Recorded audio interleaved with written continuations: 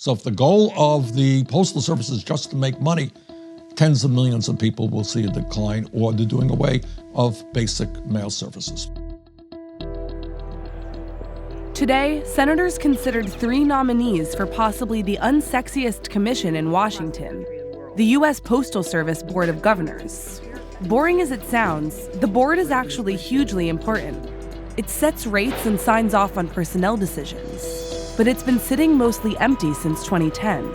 Now, the Postal Service is suddenly getting attention again because the president's been tweeting about it and about how, in his telling, Amazon is robbing it blind.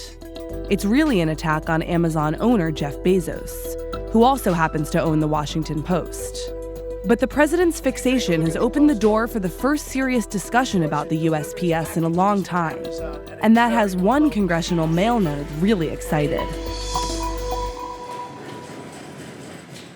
Bernie Sanders has been waiting for this moment. He's full of ideas about the post office and how to improve it. I'm serious, like down to the smallest detail. Christmas time comes, you buy a gift, you walk into the Postal Service, you want to mail that gift, right? Yeah. Millions of people do that. You know what? Postal Service cannot wrap that gift for you by congressional mandate. Gift wrapping isn't the only service Sanders wants to add. He thinks your post office could do so much more. First, some facts. The U.S. Postal Service is huge. More than 600,000 employees, 157 million delivery sites, and more than 230,000 vehicles in the fleet. But the USPS is also struggling in the internet age. It has billions of dollars in annual revenue shortfalls. Postal Service is losing money, but they were forced to lower the price of a stamp. They are forced to carry this incredible mandate which says they got to pre-fund 75 years of retiree healthcare. There is no other agency of government or the private sector that has to do that. That's brought postal enthusiasts to a crossroads. Save the USPS by expanding it, or save it by taking it out of the government's hands. Sanders says you can't operate the post office like a private business, which is what he's afraid President Trump wants to do. The president wants to take a broad view of the Postal Service, how we strengthen it, how we make it more responsive to the consumers of our country. That is a good thing. But you know what? Shock of all shocks, I don't think that is his goal. I think his goal has to do with 2 things.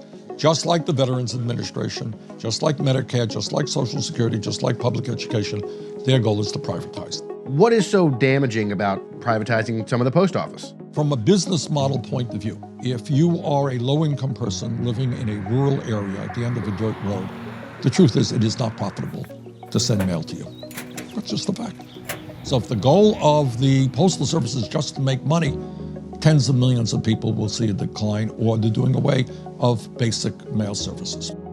Here's what Sanders would do instead.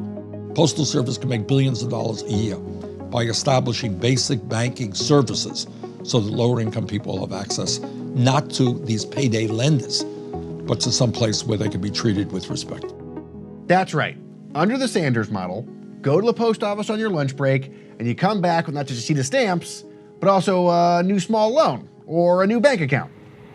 It actually makes some sense because the USPS already has a location in every American community. It'd be good for underserved consumers and generate revenue for the Postal Service, which is why post offices in a lot of other countries already do offer banking services. This is not a conversation Sanders gets to have very much. It's not like this is going to happen anytime soon. But Sanders is hoping to capitalize on the post office's moment in the spotlight. Are you just here talking about this, or is there like a bunch of people in the Senate that want to talk about this? Because I just don't hear about it very much. That's the only reason I think you're right. Not a lot of people talk about it. So this is like a you issue, you think? No.